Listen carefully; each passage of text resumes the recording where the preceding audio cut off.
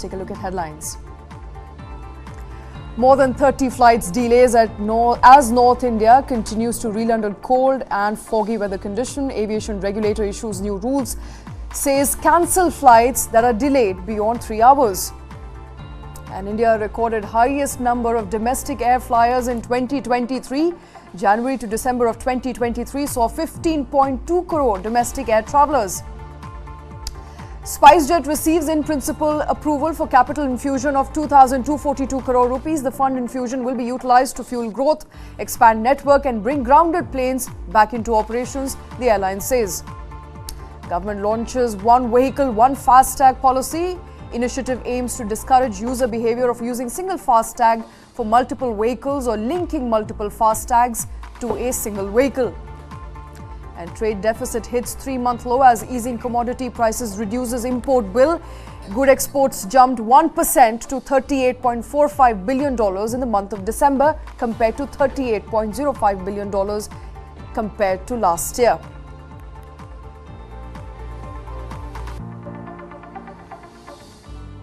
All those stories we're tracking here on Newsline. With me is Kartik Malhotra. Kartik, very good morning. Good morning, Shweta. The biggest story that continues to make headlines since yesterday is the fact that no flight is able to land very successfully or on time in Delhi airport. As of this morning, more than 30 flights have been further delayed. DGCA has taken note of the mayhem, the chaos that unfolded in Delhi airport yesterday. Said you provide flyers who are at the airport waiting to get on their flight with necessary, food, water and whatever they need to make their lives comfortable. And if there's a delay of beyond 3 hours, kindly cancel the flight. That is the diktat to airlines. And when you do cancel the flights, do make it a point to inform your passengers well in time using multiple channels of communication open, including making phone calls, sending WhatsApp messages, as well as training the support staff which is on the ground, assisting passengers with their check-in.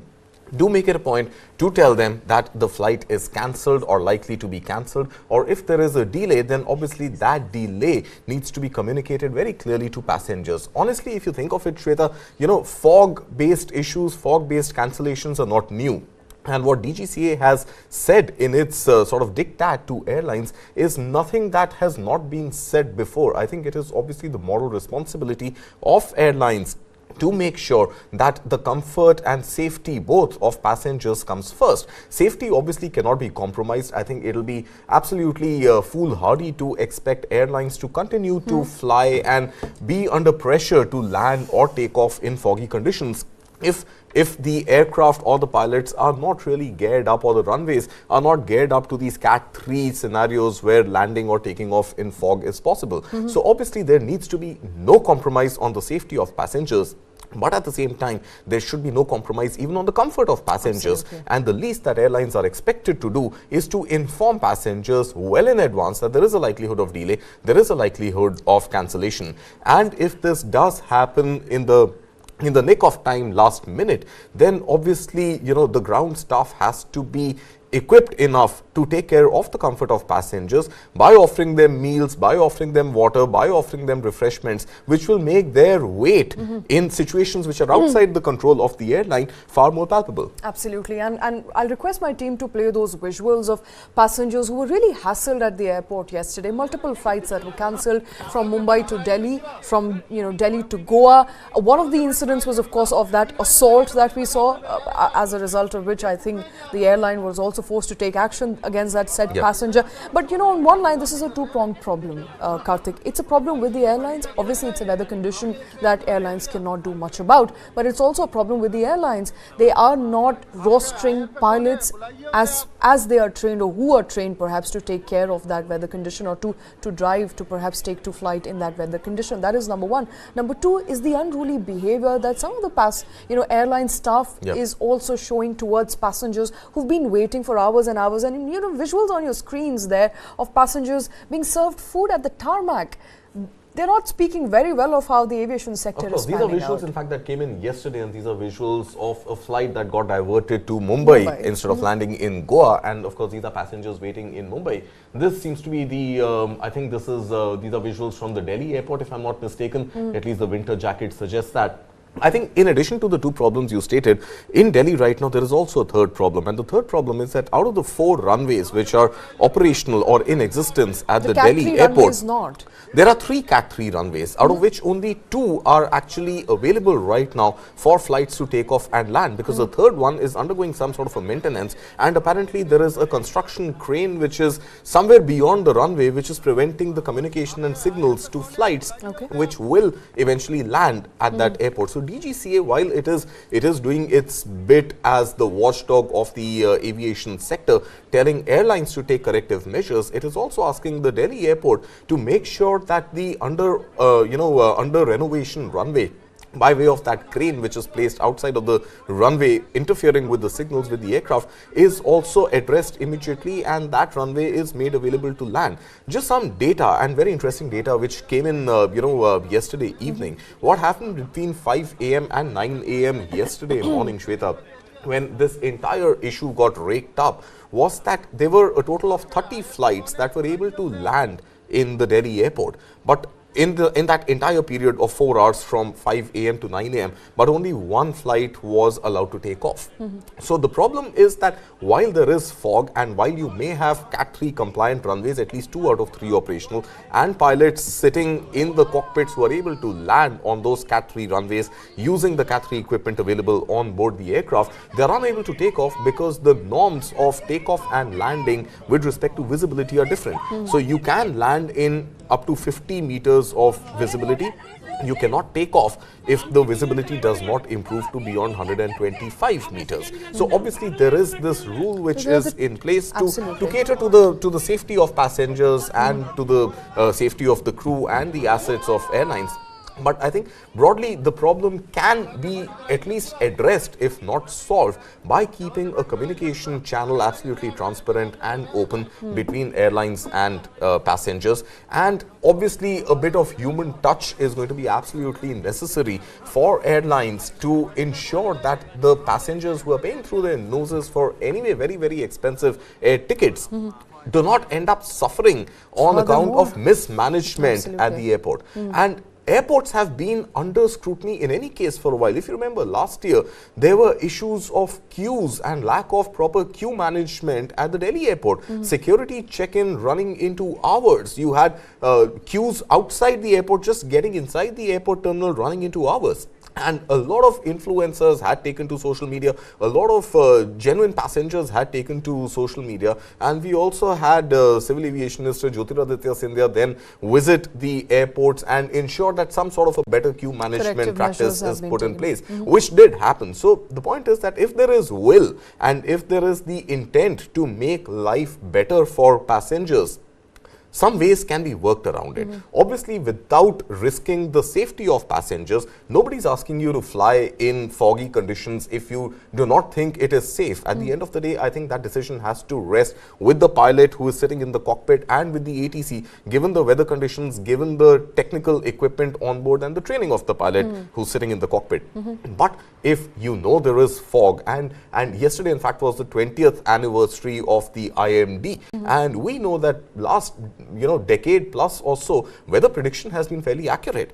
The fog is not going to take you by surprise anymore. You live in times where you're using enough and more technology to understand what the weather pattern is likely to be.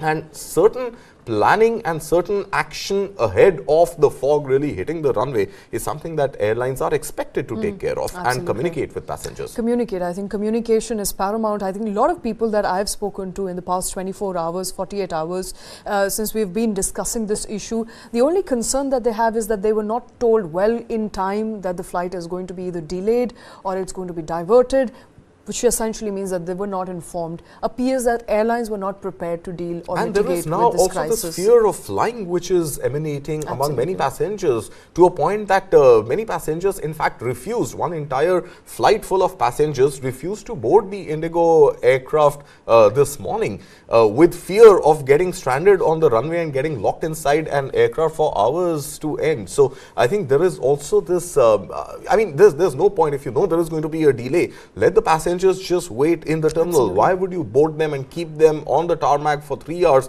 waiting for a pushback, waiting for the fog to clear? You know there is a delay, you know flights are going to get delayed, your order of takeoff is likely to get pushed by a few hours. Plan your operations in a way. Communication, perhaps. Transparent communication and better management. Absolutely. Plan it in a way that you're not letting passengers board and wait in the aircraft when you know that your pushback is at least 2 hours, 3 hours away. Absolutely. And you know, before we close the segment, I also want to spend 30 seconds to discuss that video of that assault that came out. A lot of people on social media have been debating and discussing as to what extent you actually push a person before they get violent. I think it's also important here to point out that the ground staff, the pilots are not really responsible for how the airline is managed. To assault them in that way perhaps is not right in any way. It's not just a violation of the law of the land, which it is, by the way, because the said passenger was handed over to the Delhi police and perhaps could find himself in the no-fly list of Indigo. Has been put on the no-fly list. Has been put on the no-fly list of Indigo, but all other subsequent airlines as well.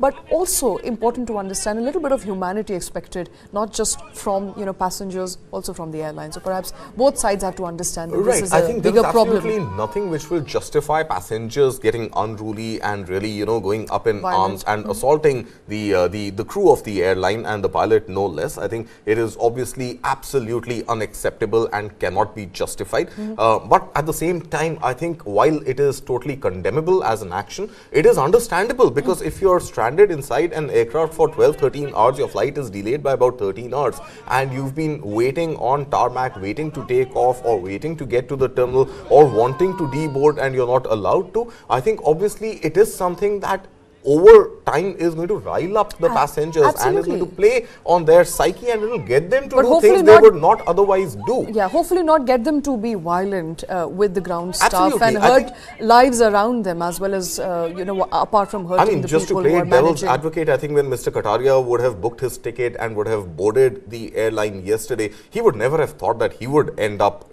assaulting the pilot of the aircraft. Yeah, but I assume under no matter any circumstance, it is unjustifiable. I agree with you. It is unjustifiable, and there is absolutely no reason to defend that sort of behavior by passengers or by anybody, even by crew for that matter. I think the crew was also ill-equipped to cater to the comfort of the passengers. The crew or the pilots were unable to maybe convince ATC that, hey, let us go back to the parking bay and deboard the passengers if there is going to be a further delay. Let some fresh air come in, let passengers go back into the terminal, take a call on whether they want to fly into that sector at all or not, or go back home. Absolutely. But all in all, a chaos, a mayhem that started about 2 days ago continues in the Delhi airport. As of this morning, more than 30 flights have been diverted. Many flights are now delayed. The civil aviation regulator has taken a note of the delays, has suggested airlines to cancel all flights that are delayed beyond 3 hours, but also ensure comfort of passengers. This is an ongoing story, an unfolding story, and we'll keep bringing all the updates right after this very short break.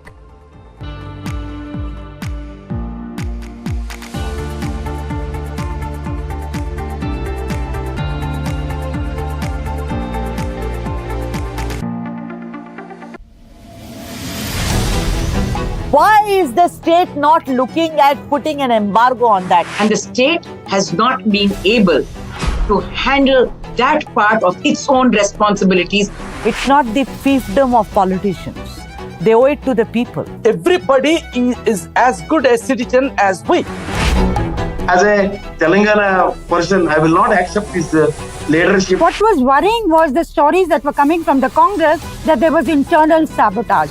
You can't straight away give 12%. There is no provision. Exactly. You need to do a lot of other things. Yeah, just because they are tribal, everyone does it. Wait. That's my problem. How do ordinary folks deal with this? Think about it.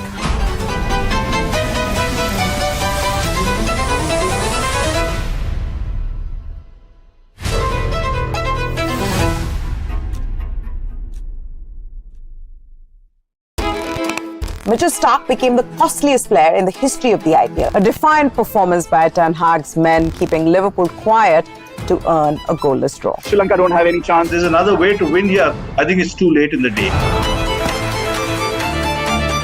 I wonder how that will happen, given he is among the richest sportspersons on this planet at the moment. how the game is evolving, and I think that's really important. Go all guns blazing into this journey now. Now, standing at 7 feet 4 inches, Satnam Singh is making his way into professional wrestling. I did my best, but now I have to change my life. I hope so. We are getting more good news for India in 2024. Nobody would have expected this.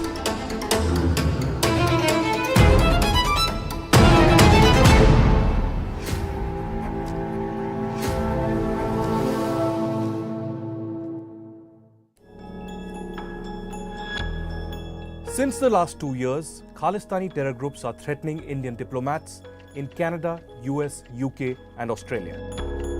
Investigations of these threats led us to the first ever abduction and killing of an Indian diplomat, Ravindra Matre, in UK's Birmingham in 1984. Our months-long investigation finally led us to the murderer of Ravindra Matre, who has been hiding in Pakistan-occupied Kashmir for the last 40 years. Watch our exclusive documentary, Murder of an Indian Diplomat, where we reveal the man who killed Ravindra Matre.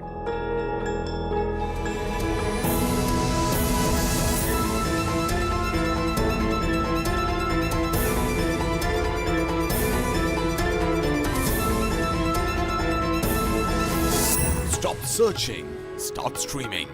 Download the world's first news OTT, News 9 Plus, ahead of the curve.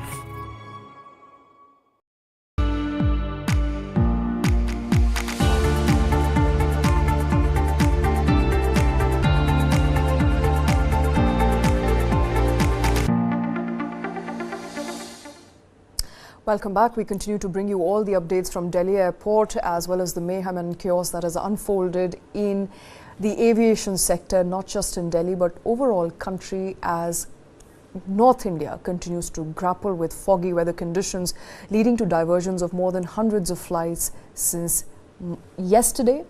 It has continued over today. More than 30 flights are delayed today, but that has not really prevented people from taking to airs. In fact, India recorded highest number of domestic air flyers in 2023 from January to December period, which is of course expected to be most chaotic, not just by the way of people taking to skies for flying outside of the country or within the country for holiday season, but also when North India generally grapples with foggy weather condition. It is in that time that India recorded more than 15 million passengers taking to skies. So nothing is deterring them. So I think the fog days between Jan last year to December last year, I think December last year we saw 4 foggy days, 25th, 26th, 27th, 28th. I don't remember Jan 2023 how many, but yeah, give or take, I think must have been about 7-8 days of fog. But yeah, it's not just that. It is not just foggy conditions not preventing flyers from taking to the skies. In fact, there have been a lot of ups and downs in the Indian travel and aviation sector all of 2023. The biggest among them was, of course, the privatization of Air India, and Air India now owned by Tata Sons, and this whole Tata Air India with Tara Air Asia combined emerging as one entity. Indigo continuing to capture more and more market share, right now at about 60%.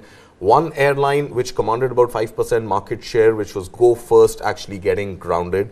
Another airline emerging in late 2022 called Akasa Air, and SpiceJet facing its own issues of part of the fleet getting grounded, and of course its own fundraise issues which are hopefully now getting addressed. So overall, it's been a year of up and down for the Indian travel sector. We were in fact always looking at benchmarks with respect to pre-COVID travel coming back. And that came back, and how, in 2023. So obviously at one level we are talking about, because of Go First actually going under, we saw airfares really jump because of rising fuel prices, higher ATF costs, etc., and many other factors that went into play. Air travel cost actually went up in 2023 drastically. And there was practically nothing done to cap those prices, put a ceiling on those prices. And yet, at some level, we saw passengers taking to the skies. At the same time, I think there is a lot of other data which sort of coincides and further reaffirms the fact that there are more and more affluent Indians who are waiting in the wings right now to fulfill their aspirations. The latest report which came from Goldman Sachs over the weekend suggested that more and more Indians, almost 1 billion Indians, are going to be in the affluent section, not just the middle class, which was the price report which came in 2023, but are going to be beyond the middle class and in the affluent section. That data has come out recently, reaffirming why passengers are taking to the skies and consumers are willing to spend through their noses and get access to that seat in an aircraft. Add to that, of course, look at, reconcile that data with rising sales of SUVs, reconcile that data with luxury houses being bought. In fact, there are fewer sub 50 lakh rupee houses getting sold, and the maximum number of houses getting sold are upwards of 1.5 crore rupees. So overall, I think all this data, including data coming from the aviation sector, suggesting that there is spending power in India, and there are more and more people who are graduating to the middle class, graduating to the affluent section of society, and have the wherewithal to fly despite higher prices, despite many other uncertainties. And obviously, I think coming out of COVID, that whole you live only once, YOLO philosophy, the FOMO philosophy, which is the fear of missing out, all of this is playing well for the Indian flyer. And you look at the graph there on the screens right now from 2020, when it was recorded at about 6.3 crores up to 15.2 crores in the year of 2023. There's been a great turnaround. 2019, because 2020, 2021, all of 2020, most of 2021, you did not really have an option to fly. So it was only the emergency services, it was only the Vande Bharat flights which were getting passengers back from multiple places, and very few flights where you required the clearances before you could take to the sky. So I would actually go by the 2019 pre-COVID data. But prior to 2019, perhaps, because March of 2019 March of 2020 so 2019 is actually the real benchmark to consider here. And we've well surpassed that number of 14.4 crore and added another 60 lakh odd flyers. Absolutely. So we have surpassed the pre-COVID levels when it comes to number of flyers. But as far as options to travel is concerned, among various airlines who are currently struggling to make a mark would be SpiceJet, which has now received a capital infusion, or received a nod for a capital infusion to the tune of about 2,200 crore rupees. This money, SpiceJet says, will go towards expansion, will also go towards getting those grounded fleet back on air, grounded aircraft back on its skies. So we heard Ajay Singh, in fact, last week make announcements, Shweta, about SpiceJet wanting to fly to Lakshadweep, SpiceJet wanting to fly to Ayodhya. Right, so playing well to the gallery, I would say that, these are hot sectors which are likely to become travel destinations for Indians, and SpiceJet wanting to fly there. But of course, this fund infusion had been elusive until late last night, when SpiceJet in its statement released that BSE has given it the nod to raise upwards of 2,200 crore rupees by issue of fresh equity shares as well as convertible warrants, which can be converted to equity on preferential basis. At the same time, we are looking at SpiceJet being among the only 4 players out there who have expressed some sort of an interest, formal or informal, in going ahead and hopefully bidding for the grounded Go First fleet. And if that happens, obviously SpiceJet also gets access to more aircraft, gets access to more licensed pilots, and the network expansion is likely to happen. My only point is 2,200 odd crore rupees going to be enough for it to express a formal bid to acquire Go First? We don't know, but we know that deadline is 31st of Jan. All right, so SpiceJet, looking for a turnaround in its fortune, has received a go-ahead for fund infusion to the tune of 2,200 crore rupees, is likely to utilize that money to expand its operations and also perhaps get its grounded fleet back in skies.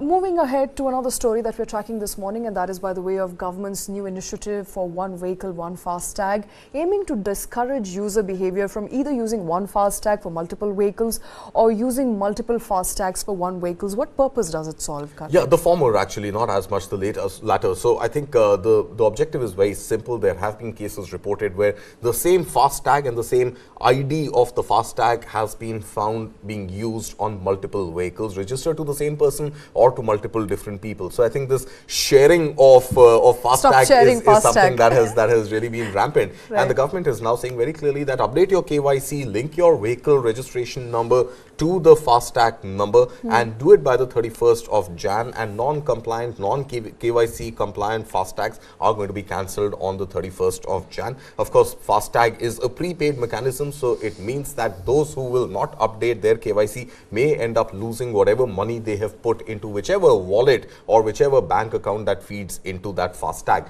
So 31st Jan is the deadline. This also comes at a time, incidentally, Shweta, when there was a report earlier this week which suggested that the government may actually consider a GPS-based toll collection mechanism, which may incidentally make FASTag obsolete. And of course, we've seen the kind of push that the government has made on adoption of FASTag, and FASTag enabled highways, no cash options available across most of the lanes on highways, ensuring that everybody out there has FASTag. So while the government on one hand is saying one vehicle, one FASTag, update your KYC by the 31st of Jan and ensure that it is completed so your FASTag does not get cancelled, at the same time also exploring GPS-based toll collection and making perhaps the whole concept of FASTag obsolete. But that, of course, is a developing story which can run into a couple of months before it really which comes essentially into would fruition. also ensure that the vehicles passing or moving through toll booths would be much faster. Perhaps no need to stand in the queue. Absolutely. Because despite FASTag, I think one of the issues that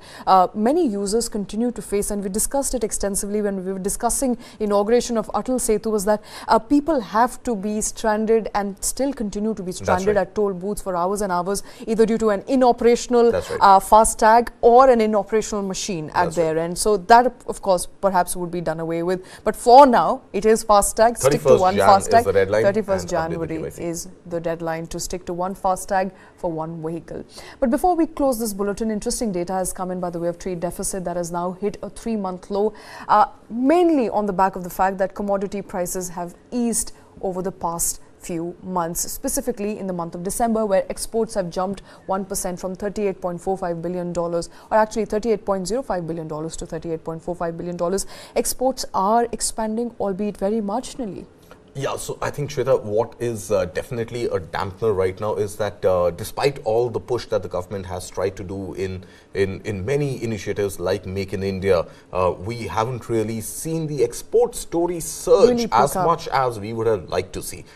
So this narrowing of trade deficit and this data that comes month on month suggests that while exports, we've seen many months of exports rising, albeit marginally in the month of December, just 1% or so, we've also seen imports contracting. And this contraction of imports in the month of December specifically has come on account of softening of oil prices. And we saw that the shock that the oil prices took in the month of October, just as the Israel-Hamas war had broken out, that over time between the months of November and December had eased out to the comfort level of the Indian government. So that stability has come in oil prices. Will that stability stay for the month of Jan, Feb, March? We don't know. But just to complete past data, while we have reduced our import bill on crude by way of softening of prices, Indians have actually upped their gold purchases in the month of December by as much as 156%. So we've bought 1.5 times the gold in December than we bought in the month of November. So I believe it's the Shadi season, that is that wedding festivity. And while we saw in November data suggesting that gold imports were soaring over October, we saw in October gold purchases soaring over September. On a month-on-month basis, we are seeing gold is only getting more and more dearer, and more Indians are going ahead and buying gold. Now, the problem that India is staring at right now, and the rest of the world is also staring at, is that India's exports could take a massive beating when it comes to the crisis which is on in the Red Sea. In fact, I was about to come to that. Now, this data comes from the month of December when trade was relatively stable across the world.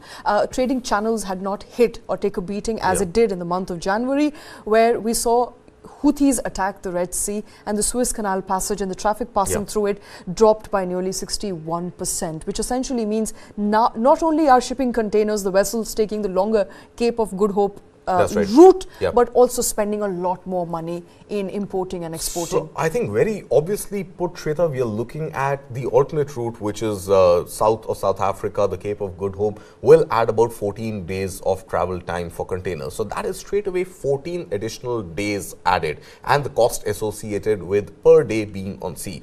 The second biggest damage is actually going to be by way of the freight cost itself, which is with this delay, and in any case the fuel cost, etc., for the 14 days, and the insurance cost. And insurance risk premium is likely to go up, and has in fact gone up by as much as about 7% or so. So that becomes the second hit when it comes to Indian exporters. What the Red Sea crisis is also going to play out for India is going to be by way of oil imports coming into India.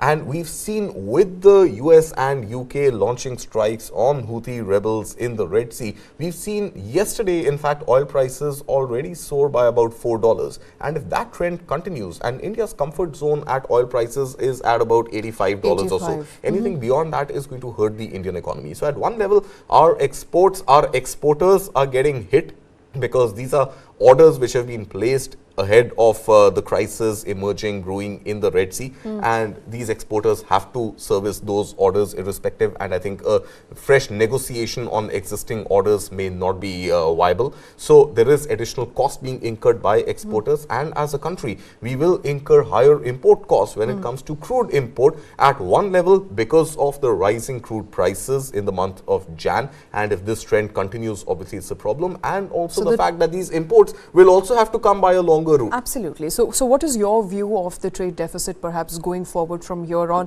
as exports will perhaps become more expensive and imports are also becoming more expensive? Is there room for Indian exporters right now? Because we know that they are likely to take a beating. About 6 to 7% of the total exports will take a beating. $450 billion worth of exports made in 2023 alone, that will come down about 6 to 7%. The narrowing narrative which has been on, we saw the narrowing happen in September, and in fact after that the Israel-Hamas war broke out, and the next data which came was, once there was some sort of an understated stability, so to speak, normalcy. by the normalcy, you normalize some catastrophic events also. So there was some sense of normalcy which came in December. So data of September and December pretty much in line, where trade deficit did narrow. I think the month of Jan is definitely going to see widening of that trade data, and we don't know how long the tensions in the Red Sea continue. In latest news which has come in this morning is that the Houthi rebels have also now launched strikes on US container vessels in the Suez Canal area. So obviously there is this sort of flexing of muscles being done by the Houthi rebels, and even though they may not have the wherewithal to really contest or really defend themselves against the strikes coming from US and UK, they are still flexing their muscles and egging US on to keep tensions in the area alive. If nothing else, it gives them more legitimacy in Yemen and in Iran. All right, and if those tensions continue, Indian trade deficit is likely to widen. There could be a trend reversal in the next coming months. The month of January to February, March, the last quarter of financial year 2024 would be crucial to wait and look out for. But with that, it's the end of this show. Thank you very much for watching.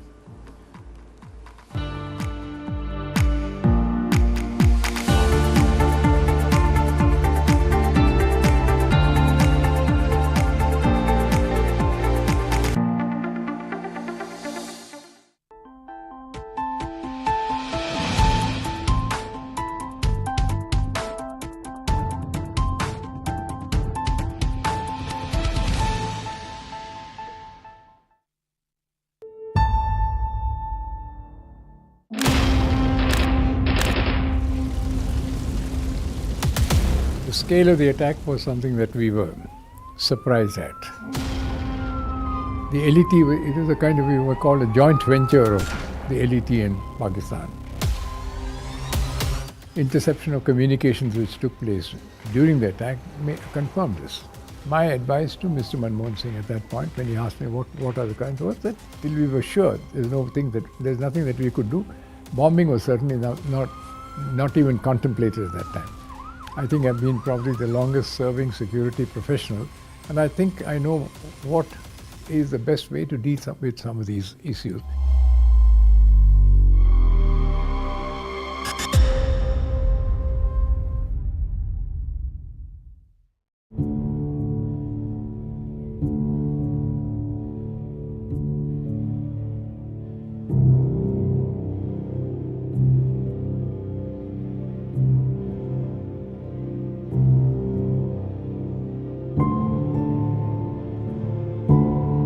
the period between, I would say, 2002 till about 2010, there were a whole lot of attacks. The Pakistanis had set up an organization called the Indian Mujahideen, and we were accustomed to the Pakistan acting, or the Indian Mujahideen acting as a proxy for Pakistan, carrying out various attacks. There were attacks on the trains in Bombay and